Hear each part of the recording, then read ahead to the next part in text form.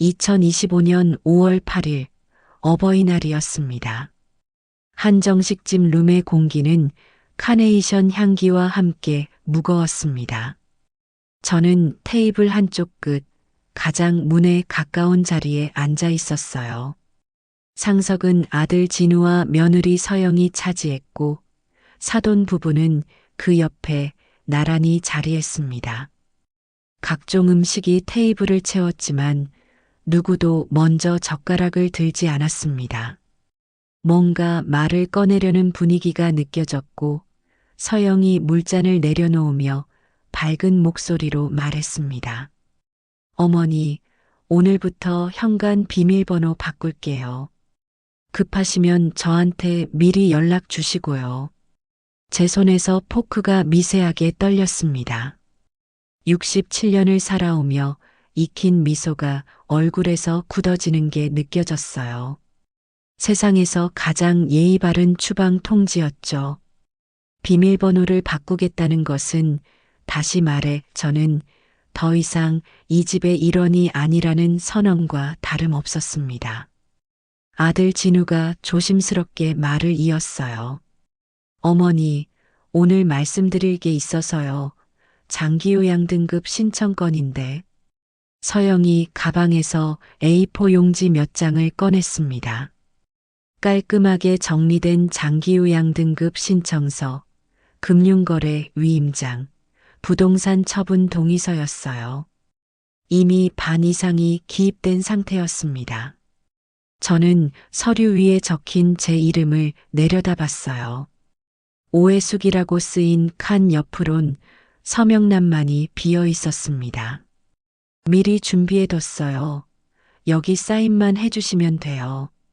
서영의 목소리는 여전히 밝았습니다. 마치 좋은 소식을 전하는 것처럼요. 어머니 혼자 계시는 것도 불안하시잖아요. 요양원도 미리 알아봤고요. 집은 애비 명의로 정리하는 게 나중에 세금도 덜 나오고 편해요. 사돈 박미라가 고개를 끄덕이며 거들었습니다. 맞아요. 사돈 어른 요즘은 다들 미리 정리하세요. 나중에 자식들 고생하잖아요. 그들이 하는 말은 천천히 하나의 의미로 수렴되었습니다. 저는 아들과 며느리에게 더 이상 가족이 아니라 짐짝 같은 존재라는 것이었습니다. 저는 서류를 바라보다가 천천히 고개를 들었어요. 아들의 눈을 바라보았지만 아들 진우는 제 시선을 피했지요. 사람이 물건은 아니지. 제 목소리는 낮고 담담했고 테이블에 순간 정적이 흘렀어요. 어머니, 저희가 효도하려고 이러는 거예요. 현실적으로 생각하셔야죠. 서영의 목소리가 한 톤 높아졌습니다. 저는 더 이상 대꾸하지 않았어요.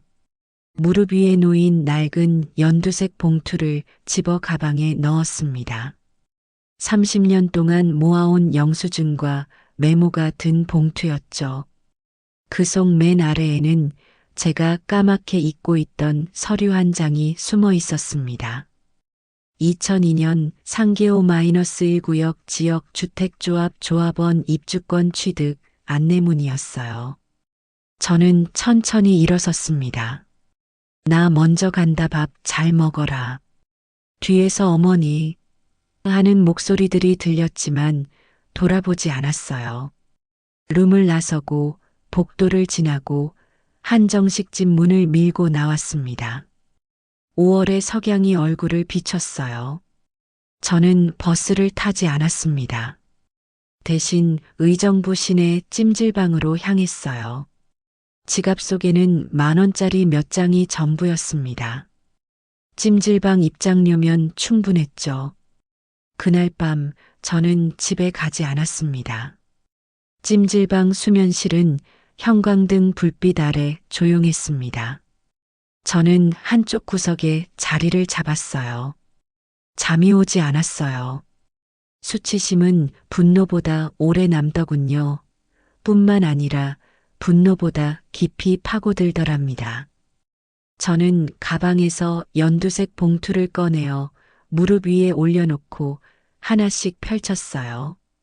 20년 전 전기세 영수증, 아이들 학원비 납부증, 분식집 월세 계약서 사본까지 평생의 기록들이었습니다. 봉투 맨 아래에서 낯선 종이 한 장이 나왔어요. 모서리가 누렇게 바랜 서류였습니다. 2002년 날짜가 찍혀 있었죠. 상계호 -1구역 지역주택조합 조합원 입주권 취득 안내문. 저는 종이를 천천히 펼쳤습니다. 분담금 납입 완료 확인증 명의인 오해숙. 2002년 봄이었습니다. 남편이 분식집 주방에 앉아 서류를 들고 말했었죠. 여보, 이거 당신 이름으로 넣자. 나중에 애들 학교 옮기면 당신이 관리하기 편할 거야. 그래도 되겠어? 됐어. 분담금은 내가 다 냈으니까. 명의는 내 거야. 그게 마지막이었습니다. 2010년 남편은 세상을 떠났고 분식집 운영에 매달린 저는 조합 일을 까맣게 잊었어요. 총회 안내문도 사업 진행 소식도 모두 놓쳤습니다. 저는 스마트폰을 꺼냈습니다. 손가락이 익숙하지 않은 동작으로 검색창을 찾아냈어요. 상계호 -1구역 재개발. 검색 결과가 쏟아졌습니다. 2025년 정비구역 재지정 확정. 23년 만에 재개발 탄력. 입주권 거래가 급등. 전용 59제곱미터 추정 분양가 6억 원대 전망. 6억이었습니다. 숫자가 눈앞에서 흔들렸어요. 저는 봉투를 뒤적여 작은 메모지 하나를 더 찾아냈습니다. 남편의 필체였어요. 분담 다 냈다. 명의는 마누라 오해숙 -2002.5종이가 손에서 떨렸습니다. 23년 전 남편이 남긴 마지막 선물이었죠. 울 시간은 없었습니다. 저는 스마트폰 메모장을 열었어요. 떨리는 손으로 입력했습니다. 상계호 -1 입주권 확인 전용 면적 59제곱미터 명예 본인 승계 제한주의 중개사 상담 필요 1000장을 올려다 봤어요. 형광등 불빛이 눈부셨습니다. 이게 제 거라고요? 질문이 바뀌었습니다. 내가 짐이 된 건 언제부터일까 해서 나는 정말 짐일까로요. 저는 봉투를 가슴에 안고 누웠습니다. 찜질방 수면실은 여전히 조용했어요. 하지만 제 심장은 23년 만에 다시 뛰기 시작했습니다. 다음 날 아침 10시 저는 노광순 공인중개사 사무소 문을 열었습니다. 광수는 커피를 마시다가 저를 보고 자리에서 일어났어요.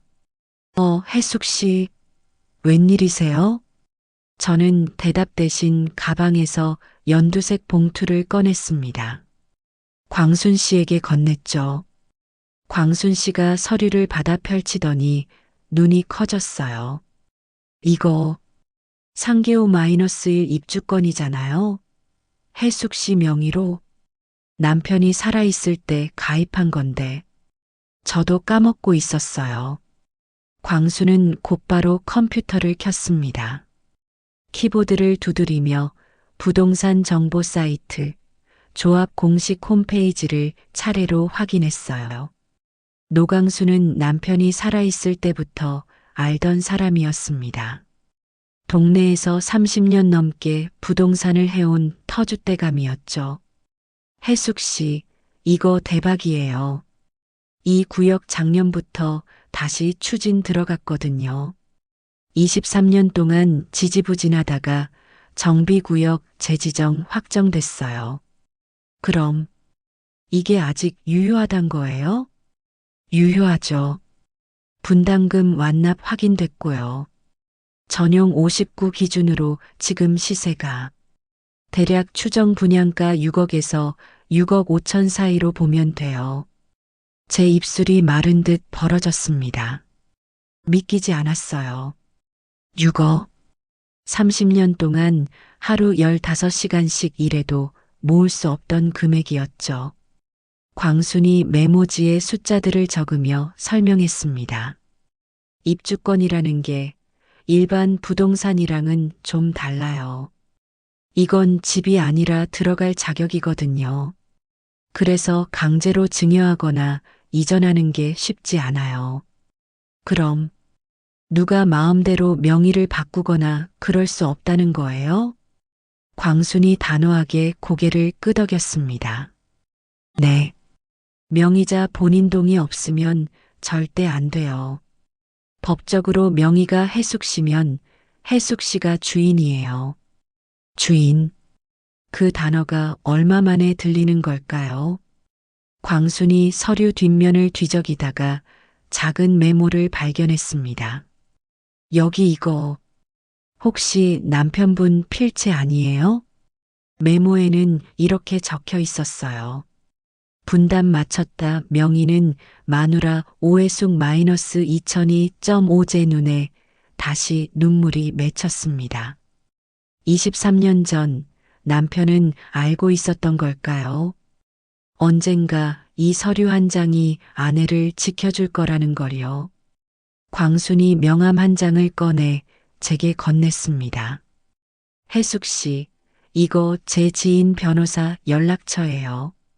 상속이랑 재산관리 전문으로 하시는 분이에요. 한번 상담받아 보세요. 변호사요? 네. 입주권 가치가 이 정도면 주변에서 이것저것 말 많이 나올 수 있어요. 미리 법적으로 정리해 두시는 게 좋아요. 저는 명함을 받아들었습니다. 김은설 변호사 마이너스 상속 증여 고령자 재산보호 전문. 작은 활자들이 손 안에서 무게를 가졌어요. 확인은 끝났습니다. 이제 남은 건 결정이었죠. 고마워요, 광순 씨. 광순이 문까지 배웅하며 말했습니다. 혜숙 씨, 이건 혜숙 씨 겁니다. 누가 뭐래도요. 저는 중개사무소를 나섰습니다. 밖은 화창한 봄날이었어요. 길을 걷는 동안 어깨가 조금씩 펴지는 게 느껴졌습니다. 저는 그날 23년 만에 제 이름을 되찾았어요. 5월 13일 오후 2시, 저는 서울 강남구 한 빌딩에 들어섰습니다. 김은설 법률사무소. 깔끔한 간판이 눈에 들어왔어요. 생전 처음 찾는 변호사 사무실이었죠. 사무실 안은 생각보다 아늑했습니다. 벽면에 법률 서적들, 간결한 책상, 창으로 들어오는 햇살. 변호사 김은설은 40대 중반으로 보이는 여성이었어요. 부드러운 미소로 저를 맞이했습니다. 어서 오세요. 노 중개사님께 연락받았습니다. 편하게 앉으세요. 저는 조심스럽게 의자에 앉아 연두색 봉투를 꺼냈습니다. 어버이날 사건부터 입주권 발견까지의 이야기를 천천히 풀어놓았어요. 은설은 메모하며 고개를 끄덕였습니다. 은설이 메모를 멈추고 저를 바라봤어요. 혜숙님 말씀하신 내용들은 법적으로 몇 가지 문제의 소지가 있습니다. 문제요? 장기요양 등급 신청은 어르신의 돌봄을 위한 제도입니다. 그런데 그걸 명분으로 재산 처분 동의서까지 요구한 건 법적으로 경제적 학대나 착취 정황으로 해석될 수 있어요. 제 눈이 커졌습니다. 학대라니요. 하지만 은설의 설명은 계속됐어요. 고령자를 대상으로 한 경제적 착취는 엄연한 범죄입니다. 다만 혜숙님이 법적으로 보호받을 수 있는 장치를 만들어야 한다는 뜻이에요. 은설은 노트북을 돌려 제게 보여주며 세 가지를 제안했습니다. 첫째, 재산처분 사전공증. 둘째, 유언장과 금융상품 설계. 셋째, 증거 확보. 앞으로 가족들과 대화할 때는 전화든 문자든 전부 기록을 남기라는 것이었어요. 저는 메모를 하며 들었습니다. 그러다 조심스럽게 물었죠. 그런데 변호사님, 그렇게까지 해야 할까요? 제 아들이 나쁜 애는 아닌데. 은설의 표정이 부드러워졌지만 목소리는 단호했습니다. 혜숙님, 나쁜 사람이라서가 아니에요. 상황이 사람을 바꿉니다. 6억짜리 입주권이 있다는 걸 알게 되면 지금보다 더 강하게 요구할 가능성이 높아요. 제 표정이 굳었습니다. 은설이 말을 이었어요. 그리고 어버이날 그 발언들, 특히 비밀번호 바꾸겠다는 말은 이미 증거예요. 혜숙님의 주거권과 자기 결정권을 침해한 발언이거든요. 저는 천천히 고개를 끄덕였습니다. 두려움이 줄어들고 있었어요. 대신 근거 기반의 자신감이 자라기 시작했죠. 은설이 서류 몇 장을 건넸습니다. 공증 신청 양식, 내용 증명 초안이었어요. 이렇게 보내면 애들이 화내지 않을까요? 화낼 수도 있죠. 하지만 혜숙님, 화를 내는 건 그쪽 몫이고 내 재산을 지키는 건 혜숙님 몫입니다. 이건 대립이 아니라 선긋기예요. 선긋기. 67년 인생에서 처음 배우는 단어였습니다. 저는 펜을 들어 공증 신청서에 서명했어요. 펜 끝이 종이에 닿는 소리가 유난히 크게 들렸습니다. 잘하셨어요. 이제 혜숙님은 법으로 보호받는 사람이에요. 저는 서류를 가방에 넣고 일어섰습니다. 은설과 악수를 나눴어요. 언제든 연락 주세요.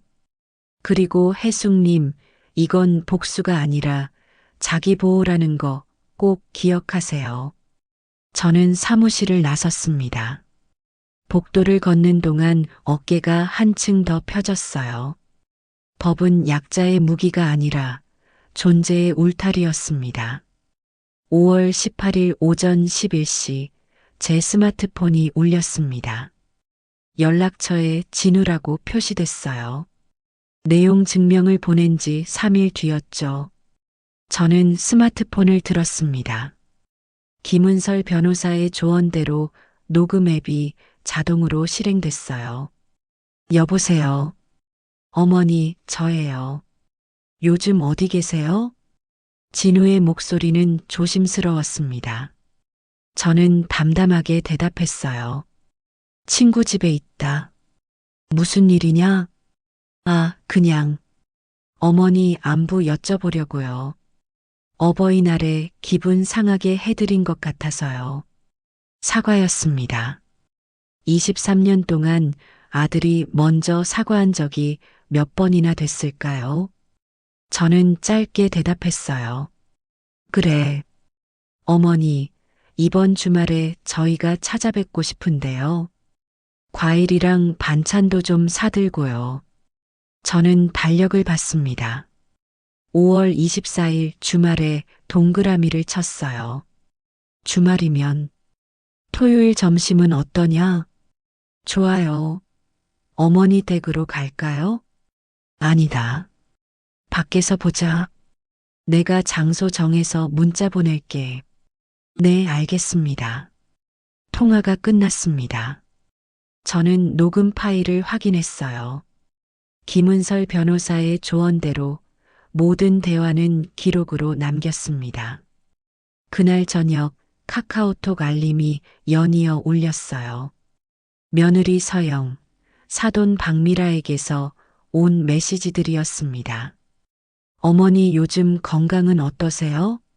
사돈 어른, 다음 주에 건강식품 좀 드릴게요. 저는 메시지들을 읽고 스크린샷을 찍었습니다. 과일 세트, 건강식품, 안부 전화. 3일 만에 태도가 180도 바뀌었어요. 저는 은설에게 전화를 걸었습니다.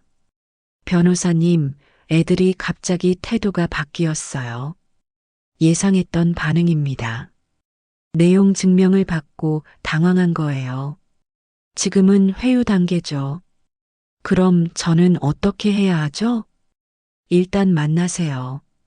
대신 중립적인 공간에서 만나시고 필요하면 제가 동석하겠습니다. 며칠 뒤 5월 24일 토요일 저는 작은 손가방을 챙겼습니다. 가방 안에는 녹음 파일이 저장된 스마트폰, 공증받은 재산처분 의사 확인서, 사본, 그리고 작은 하얀 봉투 하나가 들어 있었어요. 봉투 겉면에는 효심값이라고 메모가 적혀 있었습니다. 안에는 100만 원이 들어 있었죠. 오후 12시 30분 한정식 집 청송원 앞에 도착했습니다. 어버이날에 모욕을 당했던 바로 그 한정식 집이었어요. 저는 같은 장소를 택했습니다. 예약석 테이블에는 이미 아들 진우, 며느리 서영, 사돈 부부가 앉아 있었죠. 어머니 오셨어요? 여기 앉으세요. 서영이 상석을 가리켰습니다. 저는 그 자리에 앉았어요. 어버이날엔 구석에 앉았던 제가 이번엔 제일 안쪽에 앉았죠. 박미라가 과일 바구니를 건넸습니다. 저는 고맙다고 했어요. 잠시 침묵이 흘렀습니다. 진우가 입을 열었어요. 어머니, 지난번에 저희가 좀 경솔했던 것 같아요. 죄송해요. 저는 물을 한 모금 마셨습니다. 대답하지 않았어요. 어머니, 저희도 어머니 걱정돼서 그런 거였어요. 혼자 계시는 게 불안하시잖아요. 나는 불안하지 않다. 제 목소리는 담담했습니다. 일순간 정적이 흘렀어요. 첫 번째 성극기였죠. 그래도 어머니, 나중을 위해서 미리 준비해 두는 게 나중은 나중에 생각하면 된다. 지금은 지금이고 서영의 표정이 굳는 게 보였습니다. 저는 더 이상 설명하지 않았어요. 설명은 변명을 부르니까요. 음식이 나왔습니다. 밥 먹자. 식기 전에 모두가 젓가락을 들었습니다. 어색한 식사 시간이 시작됐어요. 회유의 식탁은 아직 끝나지 않았습니다. 하지만 다음엔 제가 진짜 판을 뒤집을 차례였죠. 식사가 끝나고 후식 과일이 나왔습니다. 오후 1시 40분이었어요. 진우가 목을 가다듬었습니다. 어머니, 혹시 상계동 쪽에 뭐 갖고 계신 거 있으세요? 제 눈빛이 날카로워졌어요. 왜? 그게 어머니 명의로 된 게 있다고 들어서요. 혹시 재개발 조합 같은 거 누가 그러던? 진우와 서영이 시선을 교환하는 게 보였습니다. 서영이 끼어들었어요. 어머니, 솔직하게 말씀드릴게요. 저희가 좀 알아봤거든요. 상계호 -1구역 입주권이 어머니 명의로 돼 있다고요. 저는 물잔을 내려놓았습니다. 그래서 그게 지금 시세가 좀 올랐다고 하더라고요. 그러니까 저희가 관리를 도와드리려고. 내 거니까 내가 관리한다. 서영의 얼굴이 붉어졌어요. 목소리가 높아졌습니다. 어머니는 이런 거 잘 모르시잖아요. 저희가 해드린다는데 왜 그러세요? 모르면 배우면 된다. 그리고 나 혼자서도 할 수 있다. 테이블에 긴장감이 흘렀습니다. 어머니, 저희가 도와드리는 게 뭐가 문제예요? 가족인데. 가족이면 비밀번호를 마음대로 바꾸나? 진우가 할 말을 잃는 게 보였어요. 어버이날의 문장이 돌아왔습니다. 사돈 최상규가 나섰지만 저는 단호하게 말했죠. 생각해주는 건 고맙습니다.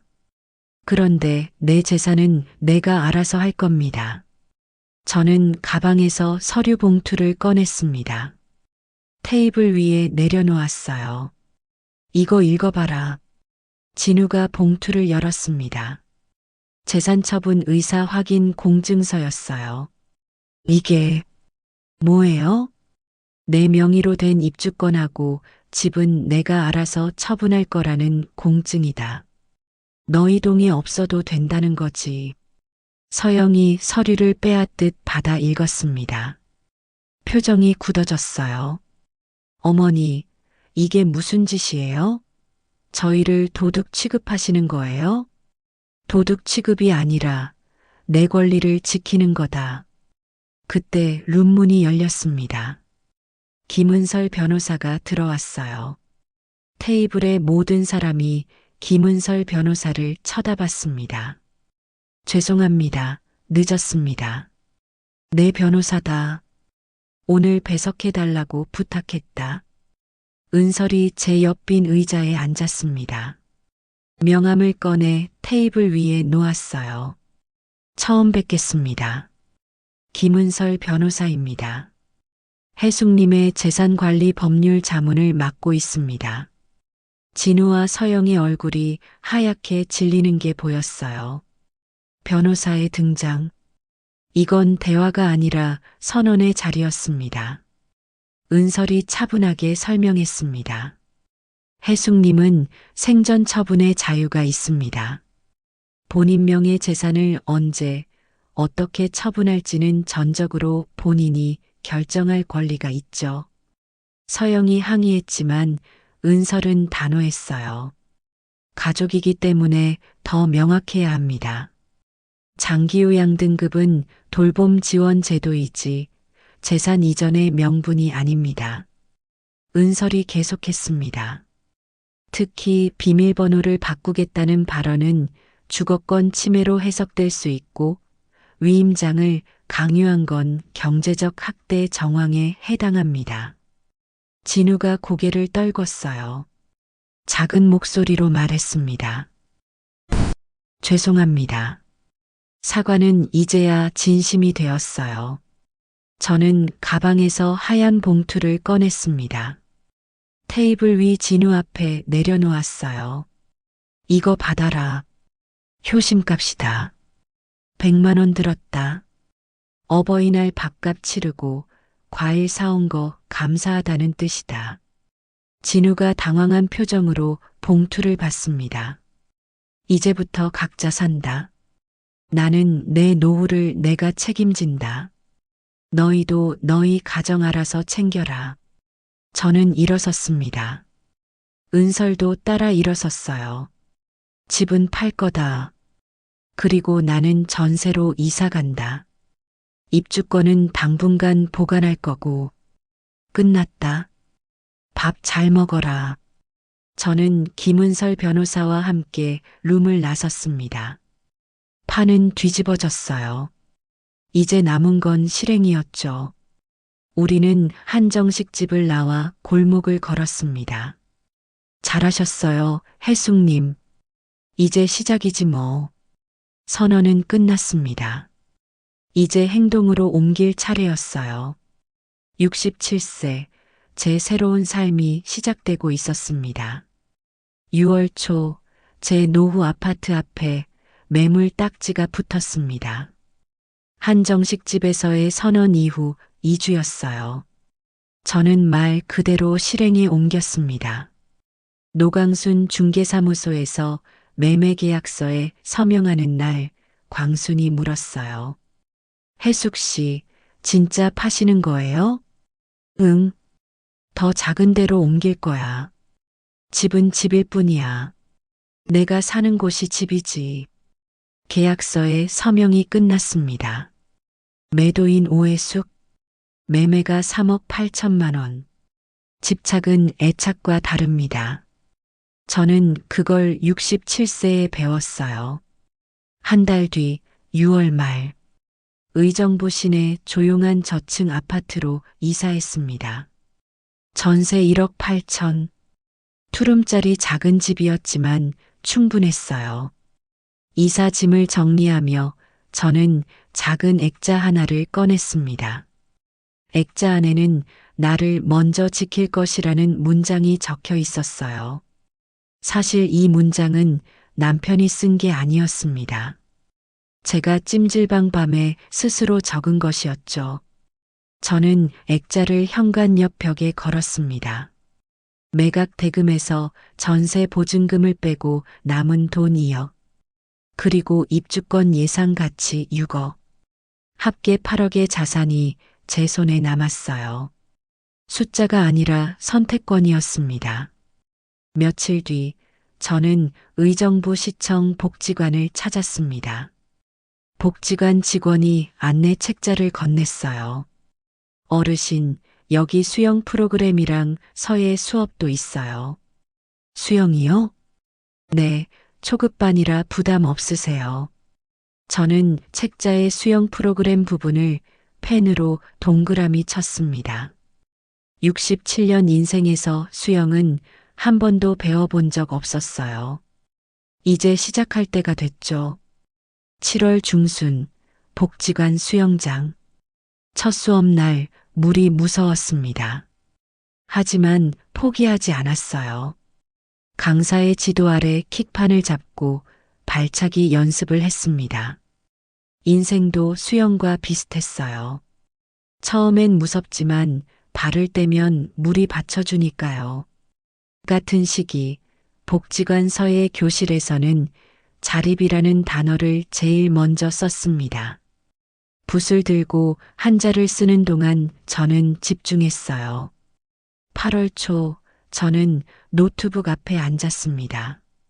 컴퓨터도 배웠어요.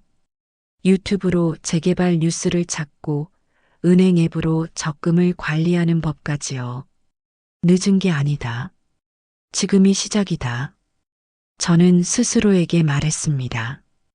같은 날 저녁 딸 지민과 전화 통화를 했어요. 엄마, 요즘 어때? 괜찮지. 오히려 바쁘다.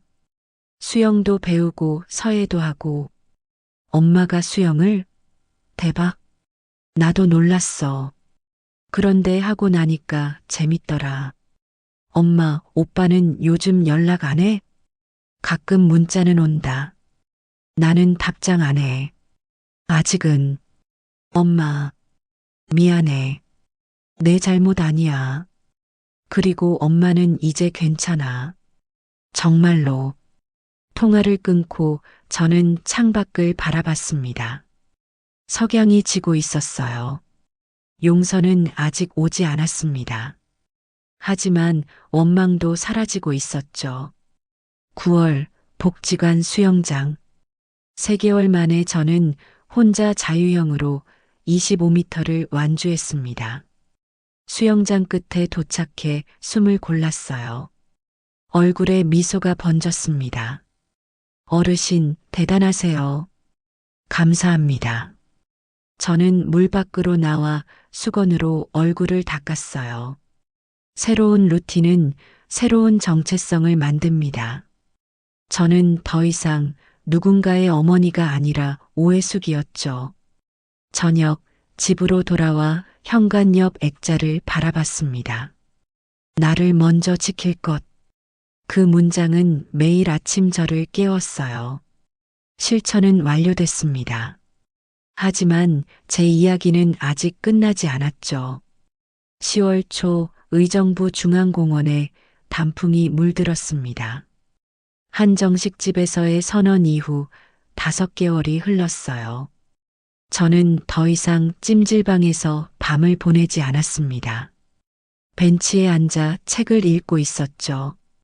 복지관에서 빌린 노후 재무 관리의 모든 것이라는 책이었어요. 공원 산책로 멀리서 한 남자가 걸어왔습니다. 아들 진우였어요. 그날 우연한 재회가 있었죠. 진우가 저를 발견하고 멈칫했습니다. 잠시 망설이다가 다가왔어요. 어머니, 저는 고개를 들었습니다. 잠시 놀랐지만 곧 담담해졌어요. 뭐냐? 책 읽고 있었다. 제가 책을 들어 보였습니다. 진우가 책 제목을 봤어요. 씁쓸한 표정이 스쳤습니다. 옆에 앉아도 될까요? 앉아라. 진우가 제 옆 벤치에 앉았습니다. 잠시 침묵이 흘렀어요. 5개월 동안 진우는 제게 문자 몇 통을 보냈습니다. 저는 읽심만 했죠. 어머니, 저 그동안 많이 반성했어요. 정말 죄송해요. 어머니를 짐처럼 생각한 거 변명할 수 없어요. 저는 진우를 바라봤습니다. 내가 나쁜 사람은 아니야. 다만 상황이 너를 그렇게 만들었을 뿐이지. 됐다. 나는 이제 괜찮다. 진우가 고개를 들었어요. 어머니, 혹시 저 도와드릴 거 없으세요? 저는 고개를 저었습니다. 없다. 내가 할 수 있는 건 내가 한다. 내 도움 필요 없어. 진우의 얼굴에 실망과 안도가 동시에 스치는 게 보였어요. 도와드릴 게 없다는 말은 거절이 아니었습니다. 독립선언이었죠. 어머니, 앞으로는 어떻게 지내실 거예요? 나는 나대로 산다. 입주권은 당분간 보관하고 나중에 분양받을지 팔지는 그때 가서 정할 거다. 그럼 저희한테는 너희 몫은 내가 죽고 나서 생각해라. 지금은 각자 사는 거다. 진우가 고개를 끄덕였습니다. 어머니, 정말 미안해요.